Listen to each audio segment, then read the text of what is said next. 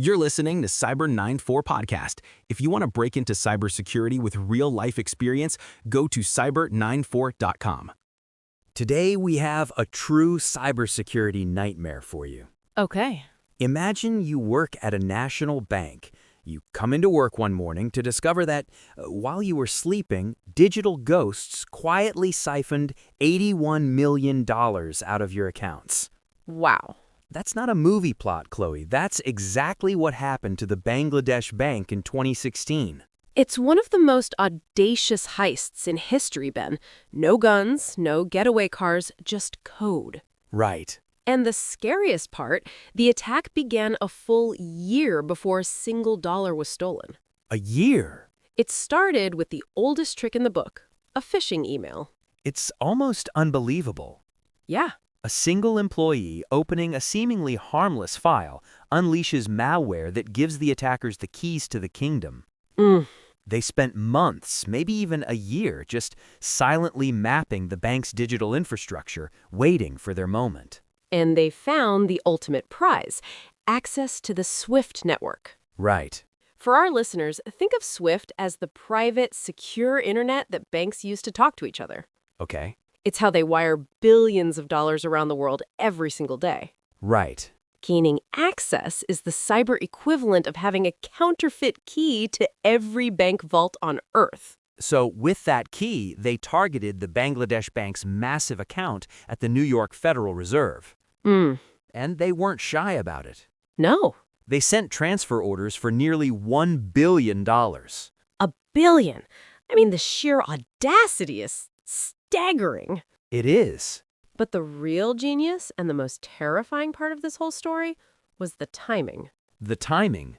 It was a masterpiece of global coordination. Okay. They initiated the transfers on a Thursday afternoon in New York. Which, crucially, was the start of the weekend in Bangladesh. Exactly. The bank was closed, its officials were at home, completely unaware that their accounts were being drained. Exactly. So when the Bangladesh bank staff finally returned on their Sunday and saw the frantic alerts, they tried to hit the emergency brake. Of course. But here's the kicker. By then, it was the weekend in New York. Oh no. The Fed was closed. They couldn't stop the transfers. It's like a horror movie where the phone lines are cut. It is. They then desperately tried to contact the banks in the Philippines where the money was headed, only to find out the entire country was on holiday for the Chinese New Year. Wow. They were trapped in a perfectly engineered communication blackout. So by the time all the banks were open and could finally talk to one another, the money was long gone. Yeah. The New York Fed's own security systems did manage to block most of the transfers, but $81 million still slipped through the cracks. And how do you make $81 million disappear? You wash it. Right. The hackers funneled the cash into casinos in the Philippines. The casinos. They gambled with it, played at the tables, and then cashed out clean, untraceable money. So the trail. The trail went completely cold. So who could pull off something this sophisticated? This wasn't a small-time criminal crew. No.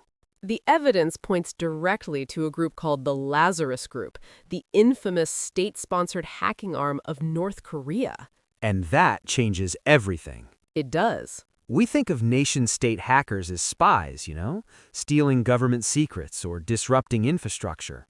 Yeah, that's what you'd think. But this was a bank robbery, a state-sanctioned smash and grab to fund a regime.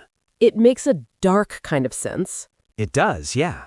North Korea was under crippling international sanctions, cut off from legal access to money. Right. So the theory is they decided to take it by force. Wow. If the front door to the global financial system is closed, you kick in the digital back door.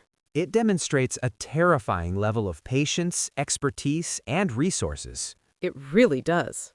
This was a coordinated military-style operation executed in total silence against the global financial system itself.